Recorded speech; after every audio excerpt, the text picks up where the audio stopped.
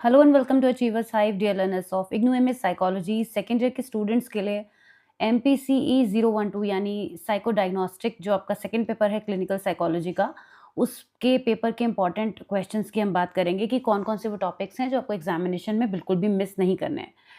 11th जो paper था आपका वो तो आप बहुत अच्छा करके आए हैं, अब 12th को भी अच्छा करना है, लेकिन कुछ प्रो टिप्स जो मैं वीडियो में आपको बताऊंगी, एक्सप्लेन करूंगी, उसको उन पे बहुत ध्यान दीजिएगा क्योंकि केवल PYQ से इस पेपर में काम नहीं चलेगा। तो कैसे क्या करना है आइए समझते हैं। देखिए, ये जो आपके सामने दिख रहा है आपको क्वेश्चन पेपर अभी डिस्कस करेंगे, टॉपिक्स डिस्कस करेंगे, लेकिन उससे पहले मैं आपको फिर से बता दूं कि हमने अबाउट 12 to 14 एग्जामिनेशंस को इसमें कवर किया है। मेंशन ज़रूर किया है पास्ट 10 एग्जामिनेशंस, लेकिन कवर ज़्यादा किया है और इसमें तो ज़्यादा ही किया है क्योंकि ज़रूरत भी थी। तो आपको PYQs के लिए कहीं और नहीं जाना है। अगर आप इतने टॉपिक कवर करते हैं तो एग्ज़ाम में आप बहुत अच्छा अटेम्प्ट कर पाएँगे। किन बातों पे ध्यान देना है? आपको यहाँ पे मोस्ट आस्क्ड PYQs तो सारे ही कवर करने हैं, जैसे कि आप हर बार कर रहे हैं, लेकिन इस पेपर में मोस्ट आस्क्ड के अलावा लीस्ट आस्क्ड को भी नहीं छोड़ के जाना है। जैसे कि प्रीवियस में मैंने आपको एक्सप्लेन किया था कि 11 में और 21 दोनों में मैंने ये चीज़ बताई थी कि क्वेश्चन रिपीटेड बहुत थे, लेकिन इस पेपर में स्पेसिफिकली जब मैं आपके लिए प्रिपेयर कर रही थी, मैंने बहुत ध्यान दिया इस चीज़ पर कि क्वेश्चंस आपको 2 या 3 बार ही पूछे गए हैं। अगर आप शुरू में देखेंगे तो फर्स्ट क्वेश्चन ही ऐसा है, सेकंड, थर्ड तक, फोर्थ तक आपको दिख रहा है जो काफ़ी रिपीटेड है। तो इनके चांसेस ज़्यादा हैं डेफ़िनिटली, लेकिन उसके बाद ये जो 3 टाइम्स आपको दिख रहे हैं, ये 3 टाइम्स तब हुए हैं जब मैं अबाउट 14, 15, 16 तक पहुँच गई थी इस पेपर में रिव्यू करने के लिए। अगर हम शुरुआत के यानी अब से लेके पिछले सिर्फ 10 पेपर्स को देखेंगे, तो आपको ऐसा लगेगा कि कोई क्वेश्चन रिपीट ही नहीं हो रहा है। रिपीट तब हो रहे थे ये टॉपिक्स जब मुझे क्वेश्चन पेपर्स ही ज़्यादा लेने पड़े, यानी मैं काफ़ी पीछे तक चली गई थी।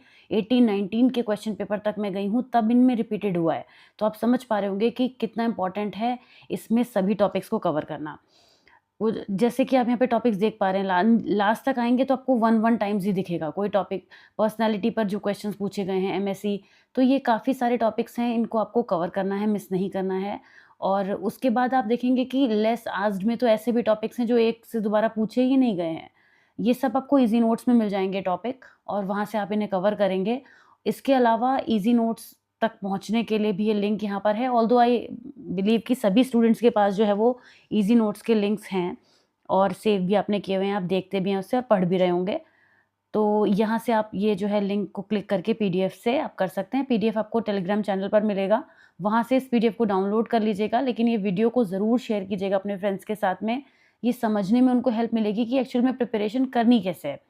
क्योंकि आप सिर्फ़ इतना करके नहीं छोड़ सकते कि आपने बस क्वेश्चंस को देखा, उसको तैयार कर लिया।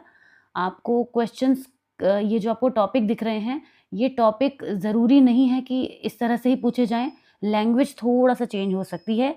12th पेपर जो है वो हमेशा इस तरह से ही आता है, तो थोड़ा-सा आपको सावधानी रखनी होगी। लेकिन आप बहुत अच्छा करके आएँगे ये भी मुझे यकीन है, तो wishing you all the very best. Take care and next paper के लिए 13 के लिए मैं आपसे बहुत जल्दी मिलती हूँ क्योंकि वो भी नेक्स्ट ही है, गैप नहीं है उसमें इस बार। तो मिलती हूँ आपसे नेक्स्ट में। Wishing you all the best, take care, bye bye.